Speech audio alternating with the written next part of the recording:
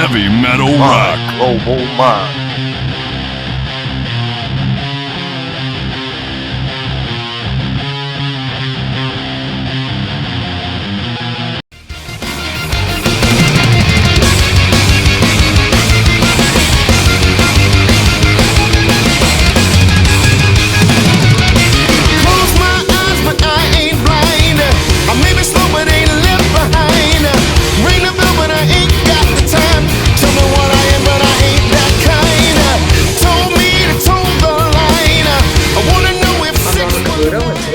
mind. I'm pleased to be speaking with Living Colour's vocalist, Cory Glover, for the creation of his new band, Sonic Universe, who put out an album May 10th called It Is What It Is.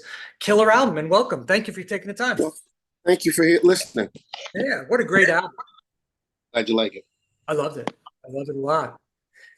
I'm really curious to know how the band was formed. You got you got a heavy metal guitarist, heavy metal drummer, and you got a rhythm and groove bass player.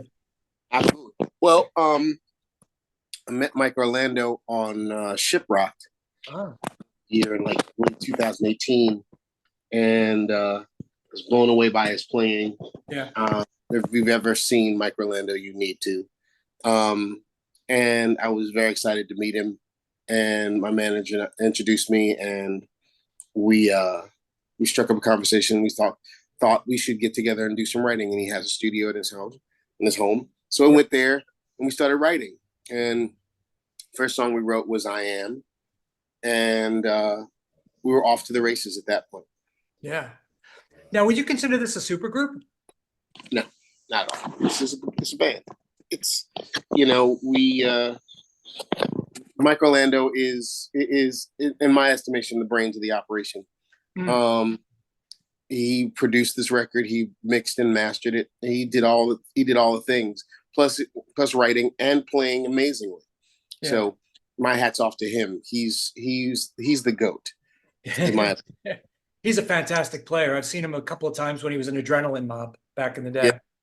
Yeah. I mean, and he comes from that sort of like virtuosic kind of thing.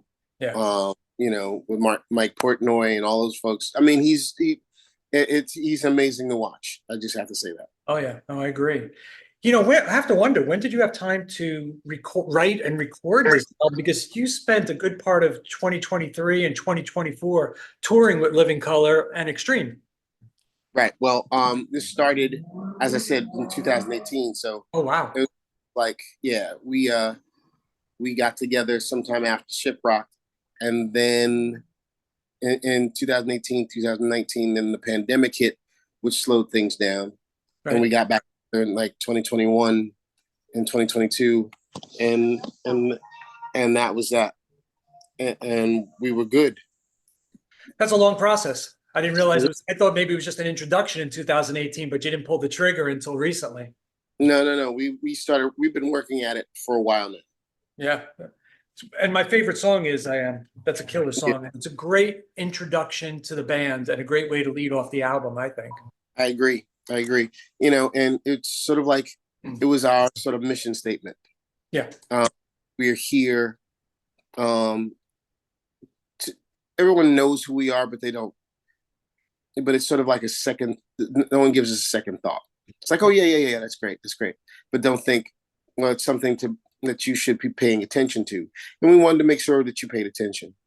Yeah, I think it really sets the tone for the entire album, and it gives people a flavor of what they could expect. There's angrier songs, there's more fierce guitar playing than that, but I think that really just is the perfect song to open the album. I agree. There's a lot of great diversity on the album too. Like I said, you got the angry songs, you got the cover song "Whimper to a Scream," you have "I Am." So you got a lot of great songs in there that really provide balance. And beautiful. Right. This unity is like really, I think, the top of the anger scale or the top of the aggressive scale. I agree. Yeah, "Whisper to a Scream" isn't even a cover. It's actually an original. I just took the title from something else. But yeah, it's a really good sort of emotional sort of thing. This is about my emotional state, as opposed to what Living Colours is like what my social state is. And it basically is an attempt to understand myself. And I hope that comes across. No, it's true. Fully understanding now that you've been working on this before the pandemic, during the pandemic, and potentially after the pandemic. Right. I'm going to go back and listen to it with that frame of mind involved. So I Mm-hmm. keep going through a lot of things like everybody else, and it was challenging. And that's where the lyrics maybe came out from for you from a personal level. Absolutely. Was it, is that diversity something that you think consciously about, or is it just something that automatically comes out? Do you say, I want to have a fast one, I want to have a slow one, or is it just, it is what it is? Like it is, as like the album, it is what it is. But works, whatever works. And I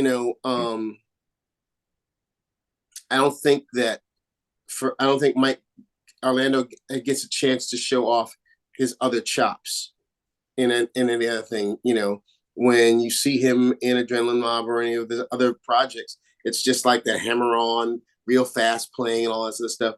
But he's a really tasty, really thoughtful guitar player in his own right. And I think that comes through on these things. Whisper to a Scream, it's an amazing solo. It's like it makes you cry. It's so good. I've met him a couple of times. I live in New York, New Jersey, so I'm always in concerts in New York City. We see him floating around and shows. He's a really super nice guy. He's a sweetheart. Yeah, and just an absolute genius when it comes to production. It's great. Did you do a lot of recording in his studio in Staten Island? Yeah, I did. That's where we did all this recording.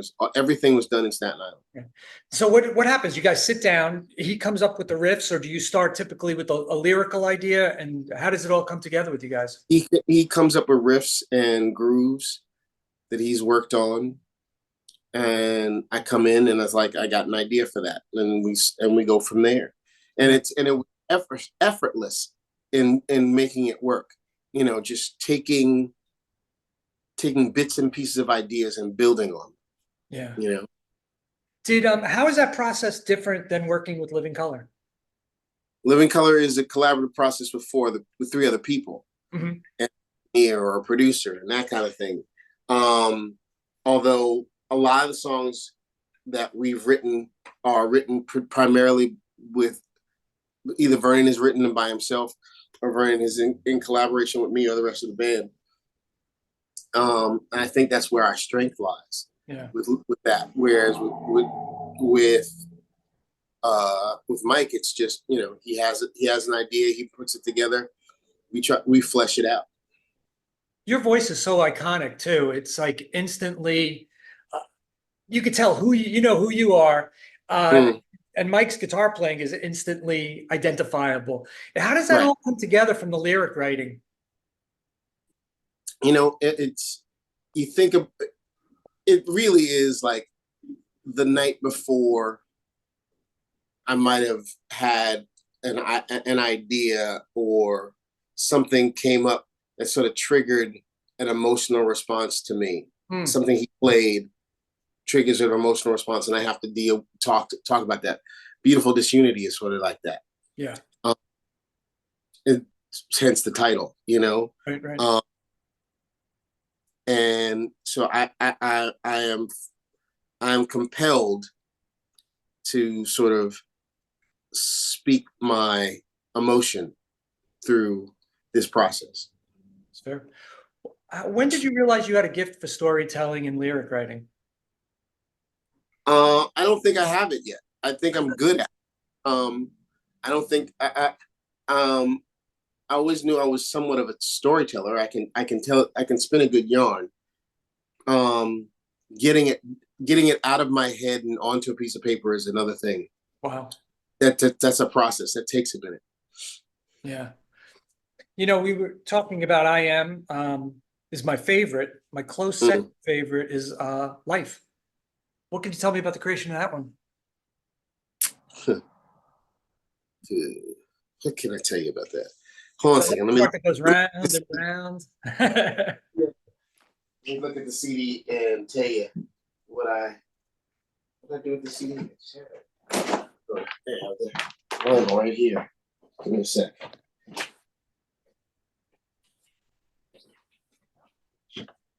Yeah, it's just, think about it. Coming out of the pandemic, and you're thinking, when is this gonna end? When is this, what is gonna go on? And life will take you round and round and round and round. That's a great song. Yeah. You talked a little bit about, the challenge of getting the ideas from your head lyrically onto the paper. Mm. Is there a song that came to you the quickest, and which one was it? I Am. Really? Is that fast? That fast. It was immediate, absolutely immediately. And I really wanted to talk about, honestly, people sort of assign you some sort of status so that you're an elder statesman, so they don't really need to listen to you. Mm.